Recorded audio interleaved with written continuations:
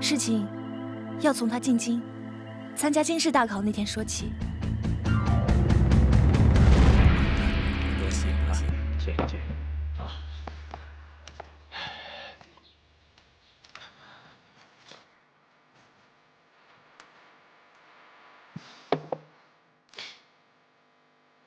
上一回，毕东家通过兵人前来府上提亲，哎呀，没想到这么优渥的条件，却仍然吃了闭门羹啊！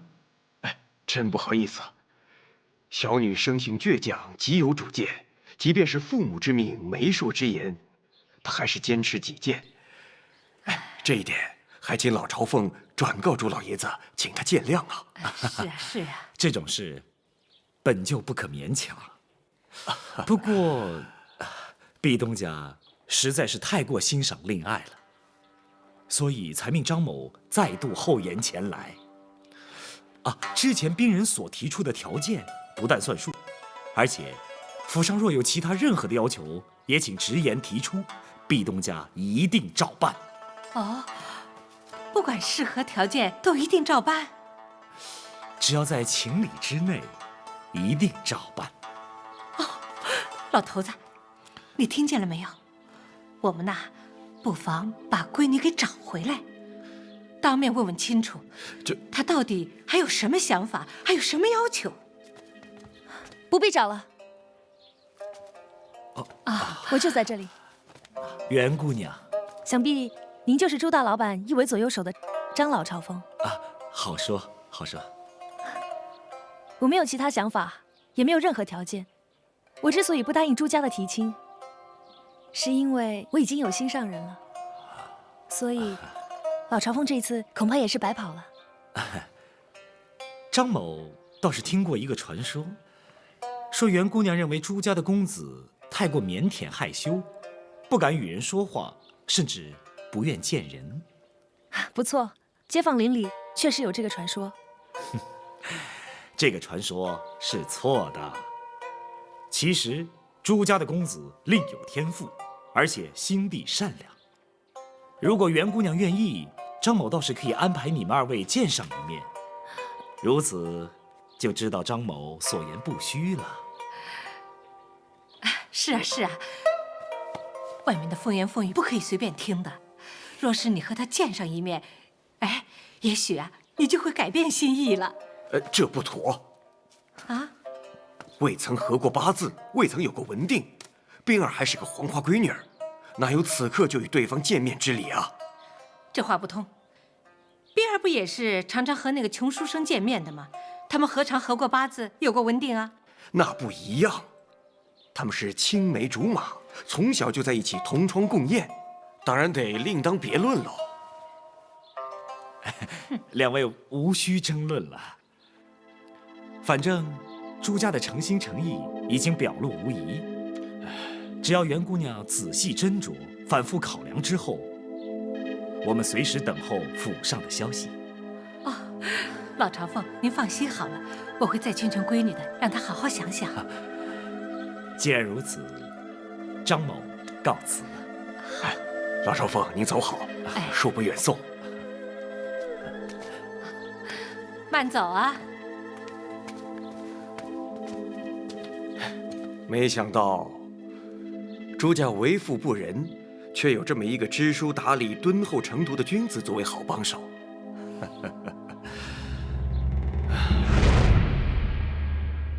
不管朱家是否富可敌国，朱公子是否攀恩在世，或有子建高才，我都不放在心上，一心只认定这辈子非他莫嫁了。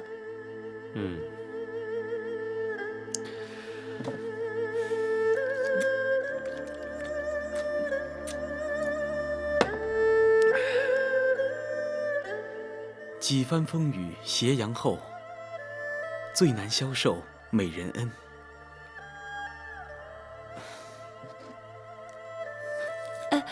慢点喝，别我喝醉了。刚才白玉堂说了，这是还魂酒，醉不了的。好小子，你学的可真快呀！袁姑娘，请继续说。当时，因为我受不了我娘的唠叨，所以又躲起来。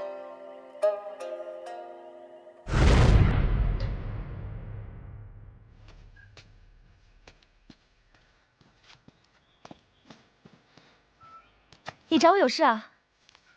我自己拟了一个策论的题目，一气呵成，刚刚完稿，你来帮我鉴定鉴定。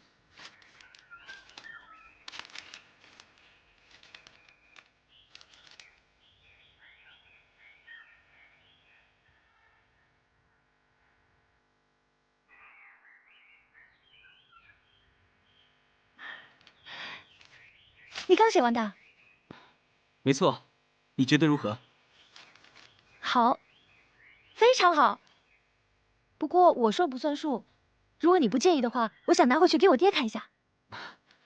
那当然不介意，你可别忘了，你爹是我的老师。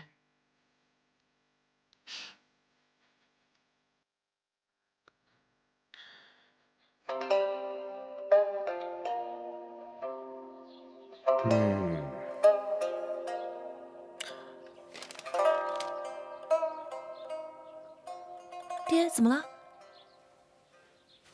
你爹没教错徒弟，你没选错人。真的？他写的好不好？这岂止是一个好字足以形容啊！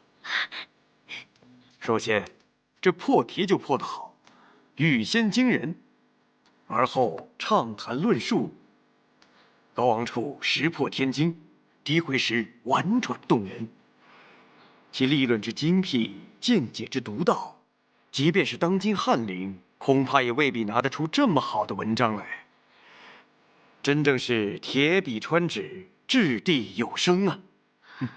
真的有那么好啊？哎，可惜啊。可惜什么？若是他能够进京参加京试大考，虽然未必抡圆，但最起码是进士及第，而且肯定是前几名。他也有过这个想法，可是囊中羞涩，身无分文的。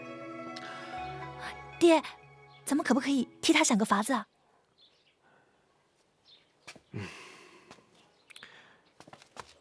咱们家现在也是勉强度日。要说这进京赶考，一路上舟车骡马、打尖住店的费用，到了京城还得笔墨应酬，一旦高中了，那还得拜房师、谢童年，统加起来最起码得300两银子，而且这还是省吃俭用才行啊！哎，爹，我有一些首饰，可以去典当，也可以去变卖的。你的那些首饰值什么钱呢？至少也值个30-50两银子吧。那不够。哎，我想起来了，你娘那儿倒是有几十两的私房钱，不过，她不会给你啊。我从来没有指望过他会帮我。冰儿，爹这儿还有一样东西，你是知道的，就是那方羊脂白玉雕成的麒麟，那个应该是相当值钱的。女儿记得，可是那是咱们袁家的传家之宝。哼，唉，若是念轩能够进京参考，若是天可怜见，他能够中进士，这点传家宝又算得了什么呢？爹，你真的舍得啊？傻孩子，你别忘了，他是我的学生，是我嫡传的弟子。他要是高中了，我这个当老师的岂不是脸上贴金，三生有幸啊？啊！爹，那我们就这么决定了。哎，你爹应该不会看走眼，你也同样不会。好，咱们就这么决定。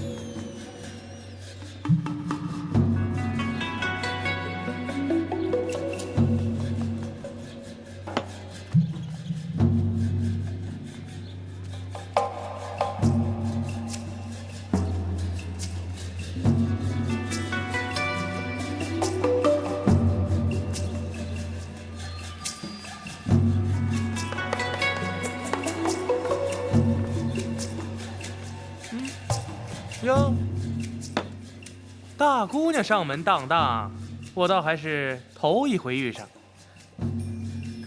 凡事都有头一回啊。嘿，大姑娘，想当点什么？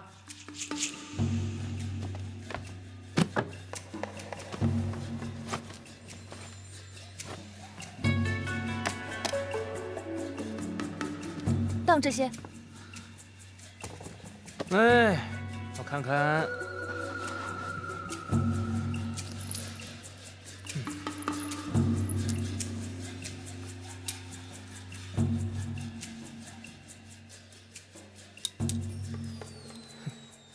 就当这些破烂首饰啊。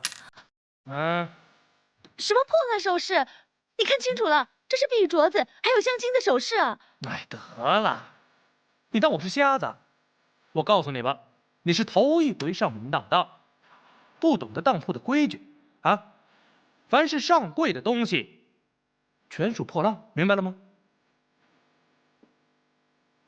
明白了。反正我要当这些。那你想当多少300两银子。大姑娘，哎呀，你当我们这是善堂啊？就这几样破烂首饰，你想当300两？哼，你是存心耍我，还是想害我，让我们东家撵我出门啊？啊？你看清楚了，不止这些，还有里面这个羊脂白羽金雕的麒麟。哎呀，这羊脂白玉有什么好稀罕的呢？啊？你看看，这也是金雕，依我看，手工粗得很，值不了几文。那你说怎么办吧？能当多少？全部加总了，我出你20两。你说什么？你这本人不是坑人吗？谁坑你了？是你自己上门的，爱当不当。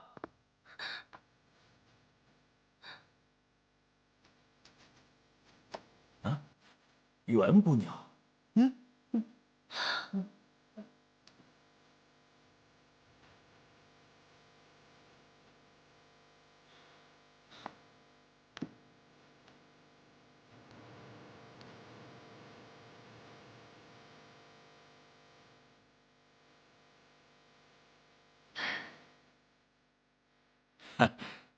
袁姑娘光临本当铺，可是家有急用啊？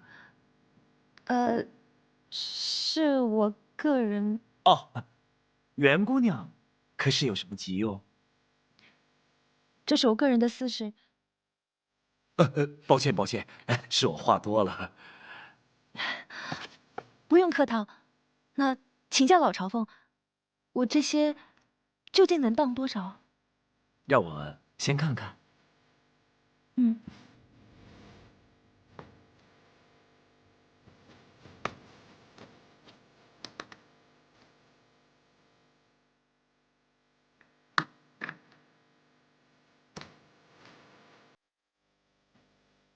除了这羊脂白玉的麒麟，其他都是些破烂首饰。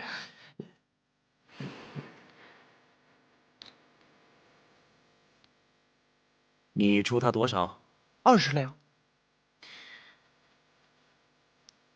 袁姑娘想当多少？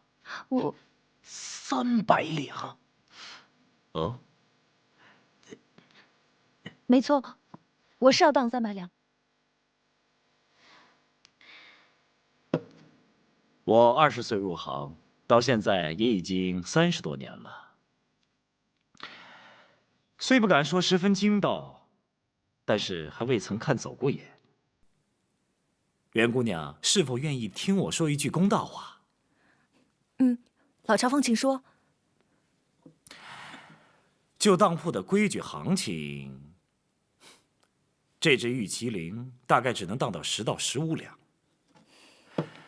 其他这些首饰嘛，大概当个10两。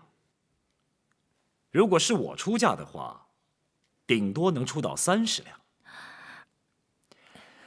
袁姑娘若是当真想当个300两，只怕全天下还没有这样的当铺啊。我实话实说，请您莫见怪。那怎么办？我至少需要300两银子啊。300两。哼，老实说，袁姑娘的人品、袁府的风评，都是我张某人敬佩的。我很愿意帮助袁姑娘解决难题，但是不知道袁姑娘是否愿意据实相告。或许我能帮袁姑娘拿个主意。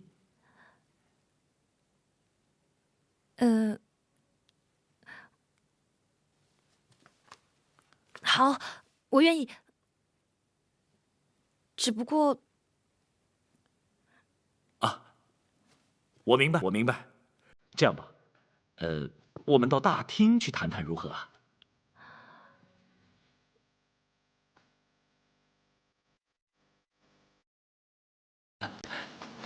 袁姑娘，请。有贵客光临，你快去沏壶好茶来。是，不用麻烦了。这是最起码的礼数，哪里会麻烦？你快去禀告老爷子，就说袁家大姑娘嫁临我们朱家，快去请她前来见一见。是。请。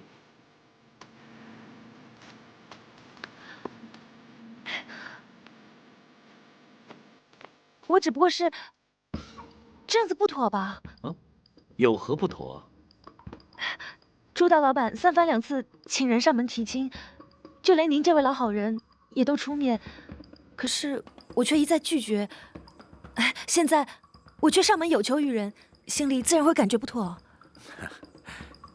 袁姑娘的苦衷，我能够体谅。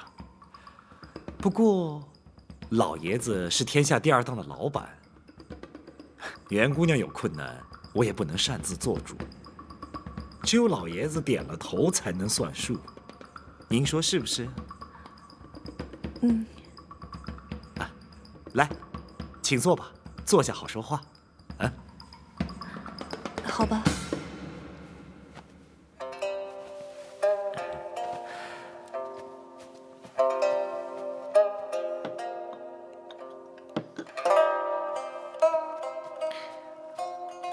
恕我冒昧，大胆揣测，袁姑娘要的这300两银子，不是为了你自己吧？表面上是为了别人，其实也是为了自己。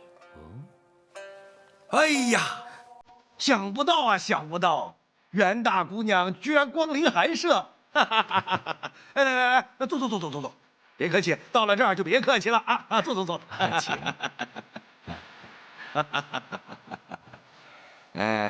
听二朝凤说，姑娘有急用没错，袁姑娘想用300两银子。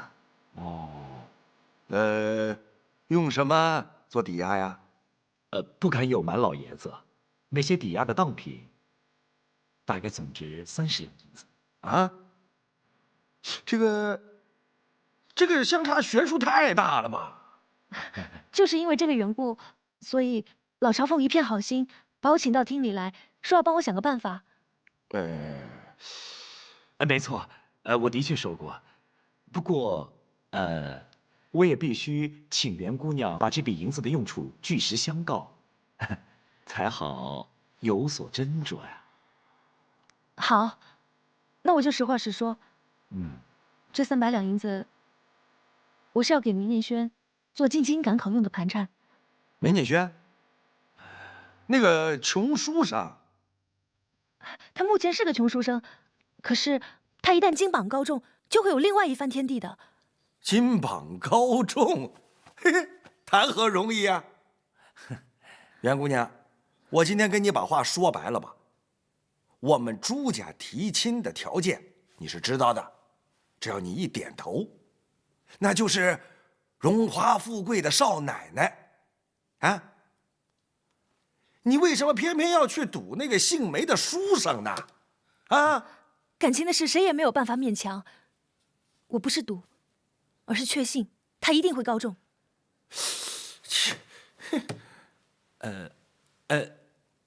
袁姑娘为何如此有把握啊？老朝凤，如果你读过他的文章，你就会知道为什么我对他那么有信心。可惜呀，没有机会拜读。老朝奉，我是来当当求助的，请你不要再谈个人的私事了，好吗？我倒以为这并非个人私事，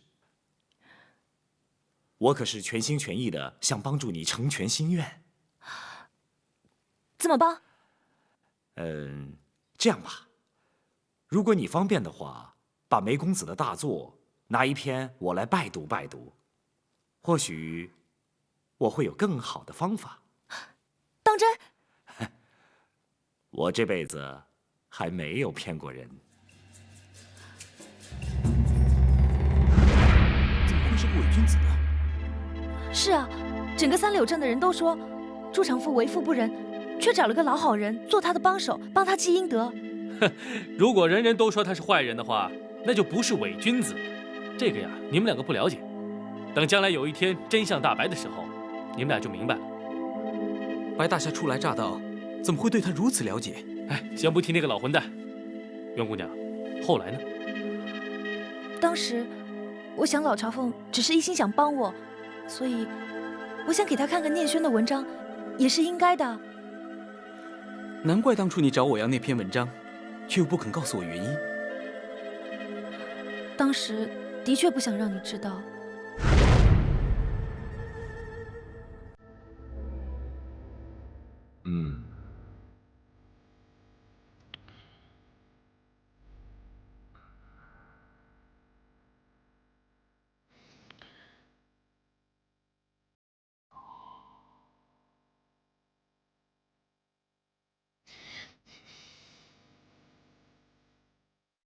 好，好啊！张某虽然读书有限，但是文章的好坏还是能够看得出来的。这的确是一篇好文章，难怪袁姑娘对梅公子如此深具信心。那这么说，老朝奉打算如何帮我？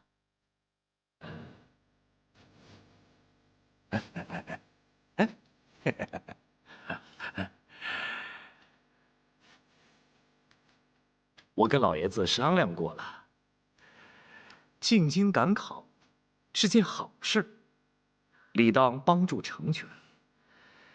300两银子作为路费盘缠，够是勉强够了，只是这一路上要省吃俭用，多少还要受些罪。我倒想，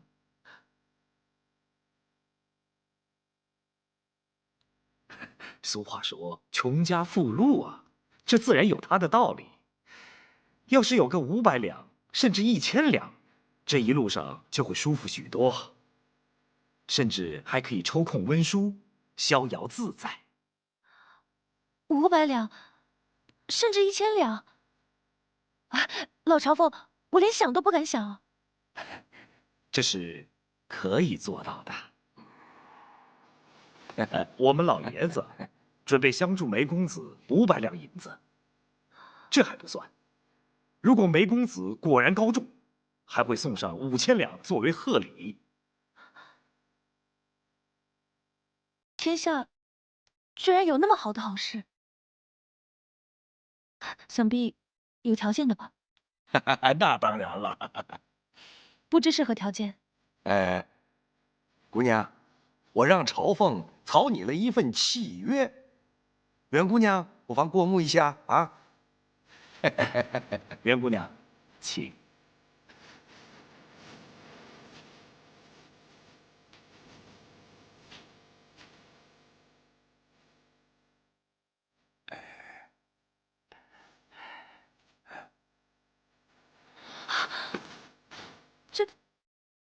这样的交换条件，未免太狠了吧？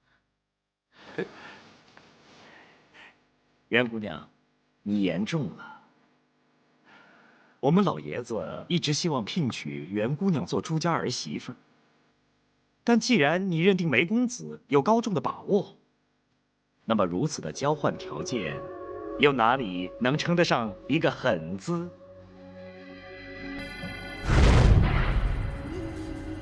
他若是金榜高中，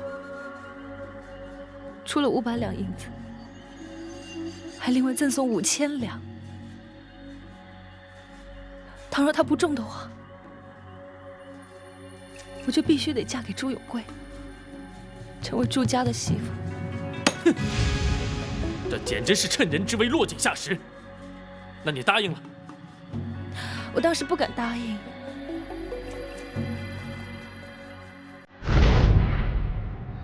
这件事关系太大，我不能贸然签下这份契约。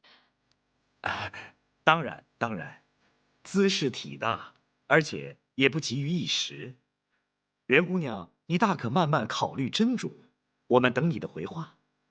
那是我先告辞了。我送袁姑娘。不敢当，请留步。请。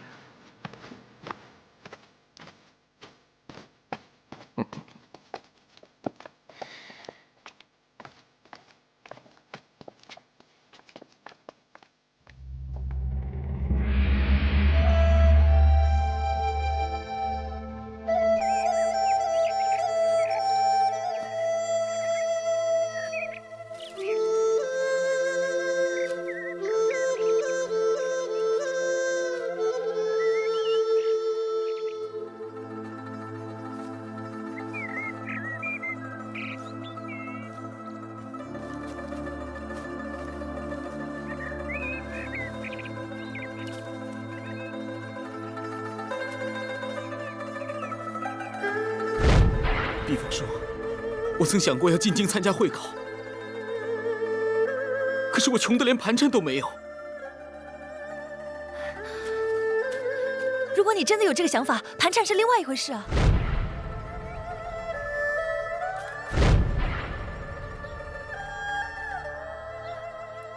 爹，你怎么了？你爹没教错徒弟，你没选错人。真的，他写的好不好？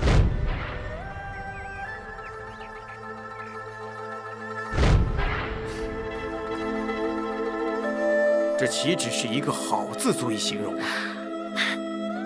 首先，这破题就破得好，欲先惊人，而后畅谈论述，高昂处石破天惊，低回时婉转动人。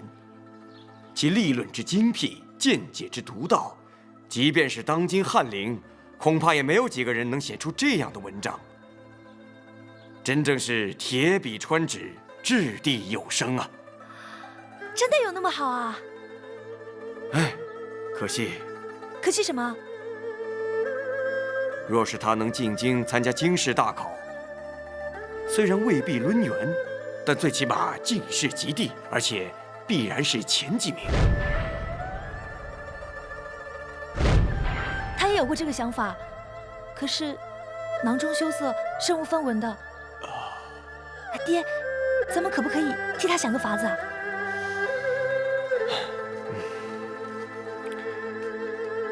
咱们家现在也是勉强度日。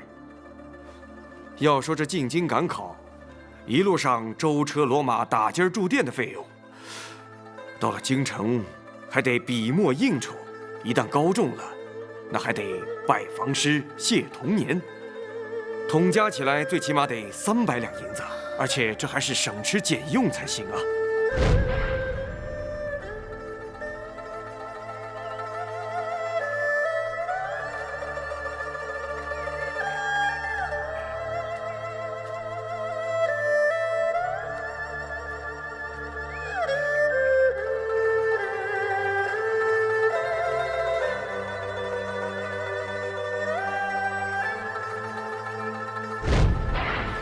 只要你有80%的把握，我就敢赌。赌？赌什么？跟谁赌？赌你，赌我，赌别人，赌我们的下半辈子。哎，说不定啊，老天有眼，真的让我们赌赢了呢。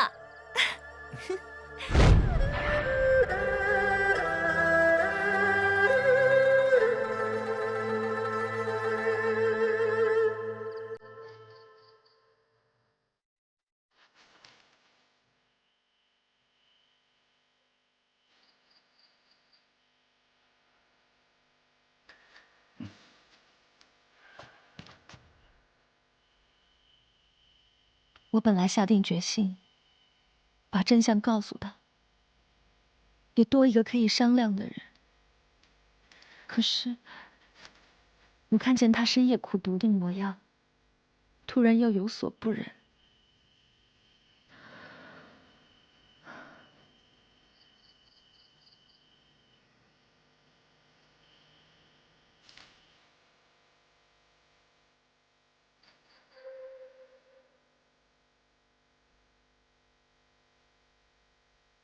我若是把真相告诉他，他一定不会答应的。于是，我自己做了决定。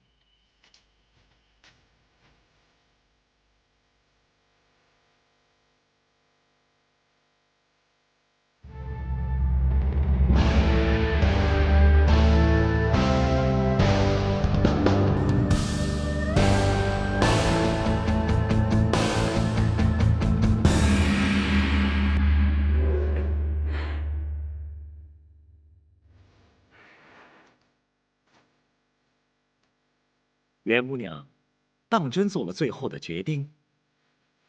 没错，人一生与其平平凡凡，与草木同朽，不如豪赌一次，至少我有90%胜的把握。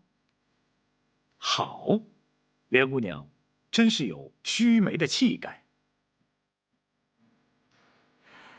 那就请画押按手印吧。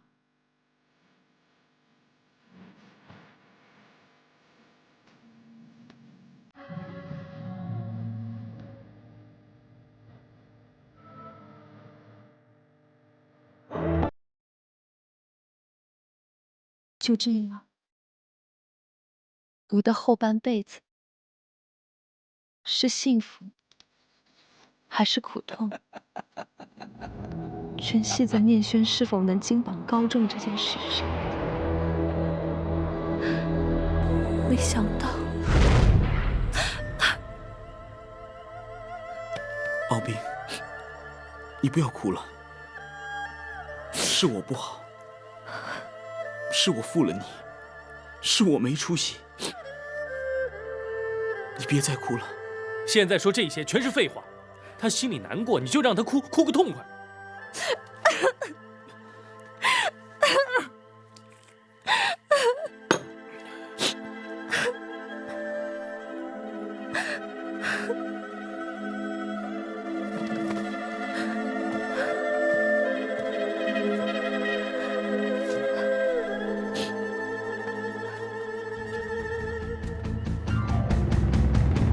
这事不对。什么事不对？当初那个老混蛋叫你拿梅念轩的文稿给他看，有没有还给你？没有啊。那为什么不要回来？我当时没有想那么多。那篇文章很重要吗？当然。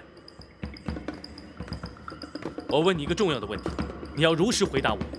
不管你问什么，我一定实话实说。你自认为在考试期间，你所做的诗词文章比平常的是好还是坏？我自认为超出我平常所做的甚多。当时我还自信满满，我想必定金榜高中，甚至可能是前几名。可是你偏偏落榜了，你知道其中原因吗？除了伤心失望之外，我真是百思不得其解。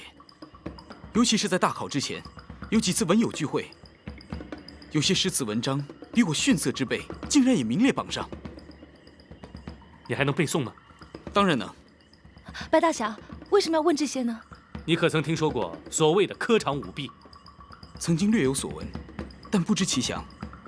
我也曾经听家父提过，可是科场舞弊一般都是教人如何中榜，但是哪有舞弊落榜的道理啊？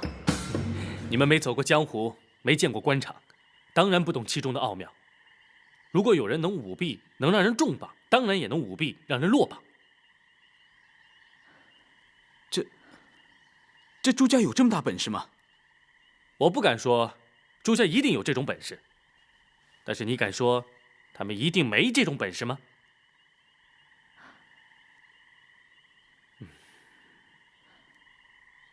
白大侠，你问了这么多，我真的不明白，你心里到底有何想法？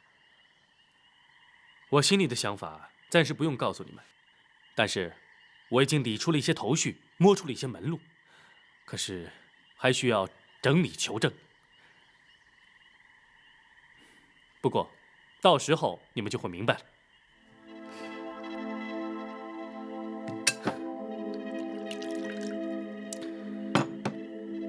反正你们两个的事，我白玉堂是管定了，并且肯定会给你们个交代。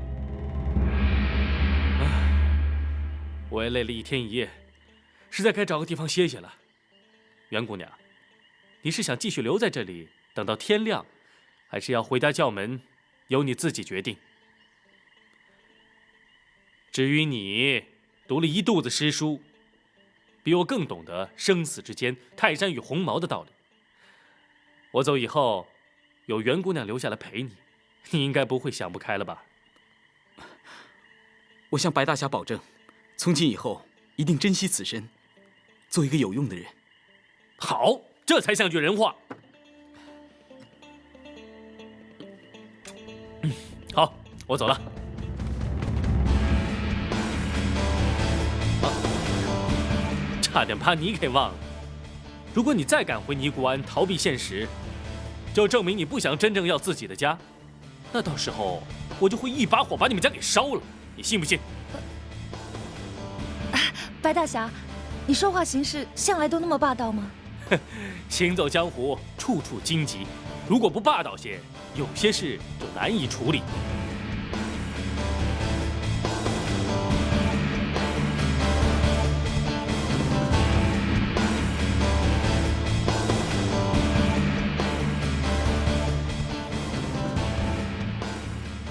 书上经常读到，江湖上每多侠客奇人，这白玉堂应该也算是其中之一吧。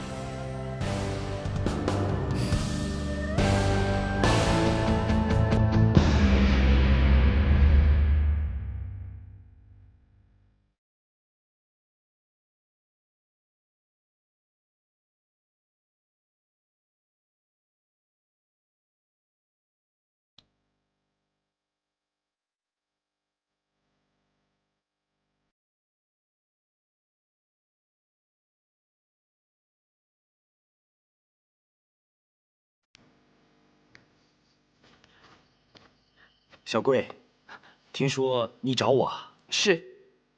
这么晚了，有什么急事吗？这把刀。这把刀，它怎么了？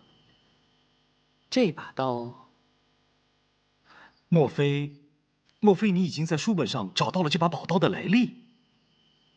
是。这把刀是欧冶子。欧冶子？这把刀怎么会跟他有关呢？他是铸剑的一代宗师，怎么会铸宝刀？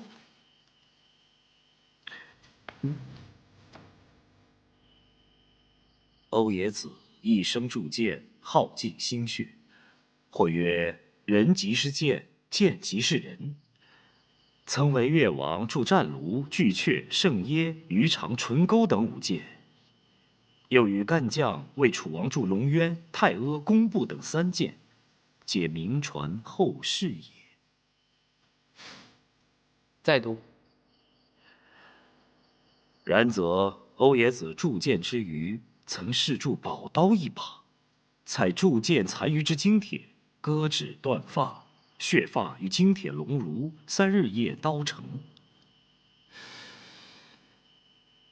刀身长3尺2寸，宽3寸1分，吞口处刻有“无上”二字，此为欧冶子命名“无上宝刀”也。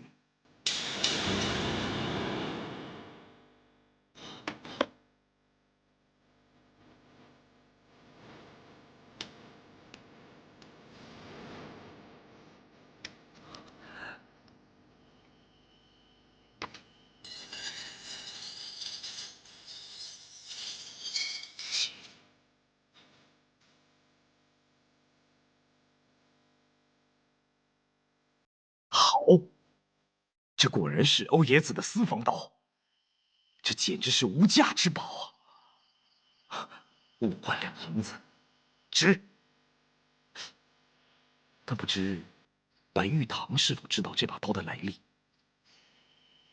还他。还他？你是说把这把刀还给白玉堂？对。那5万两银子怎么办？你怎么会有这样的想法？宝刀宝剑，故能伤人，亦能伤己。千古神兵，唯有德者居之，否则殃及自身，其祸不远。你是在背书？是，书上是这么说的。还他。小贵，将来只怕你还不能吃当铺这碗饭呢。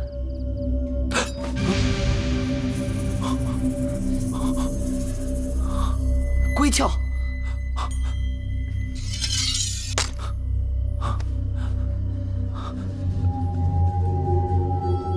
难道说天意如此？这把刀真的应该还给白玉堂？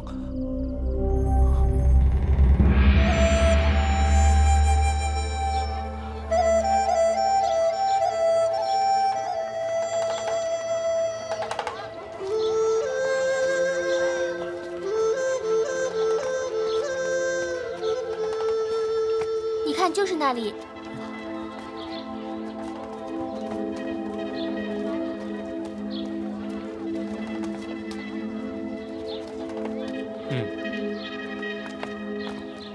楼下原本是个店面，楼上是朱家的产业，堆放着许多别人当送的物品，有的珍贵，有的不过一般。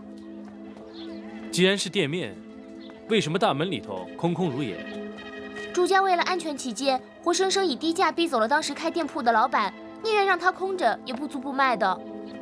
不租不卖？嗯，那倒好。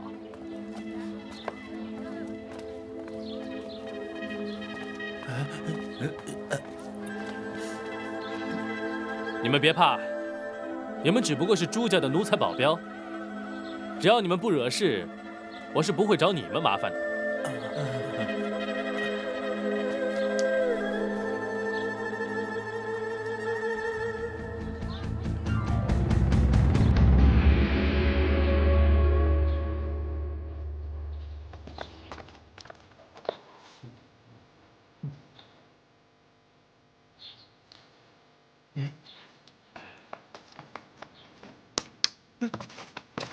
站住！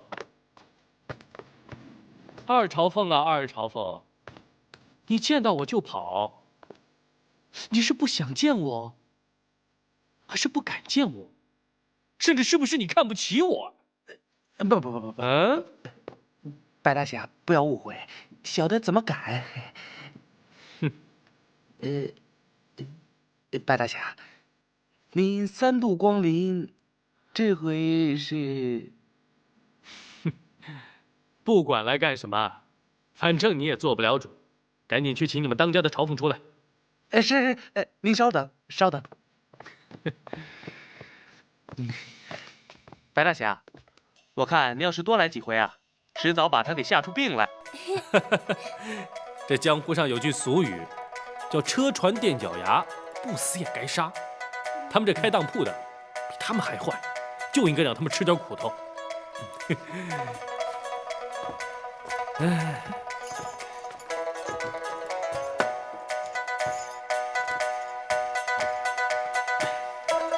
今后啊，你们就把这儿啊当自个儿的家。若有缺什么、少什么，就往这儿拿，啊！哎呦，白大侠，您这一回来，不知又有何指教啊？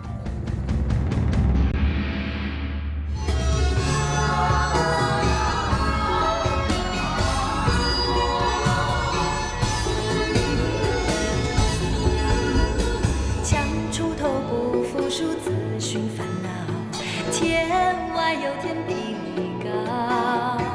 大富贵比不上身体好，无忧无虑品尝心到老。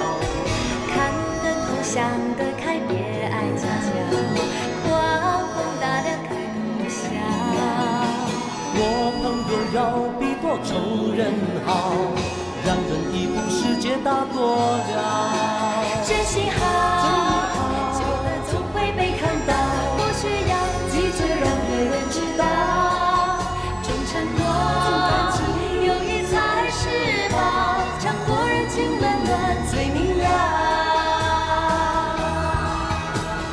现在将谁下挂胭脂过槽？人会好心有好报，人生有什么才不算少？自己快乐满意就好。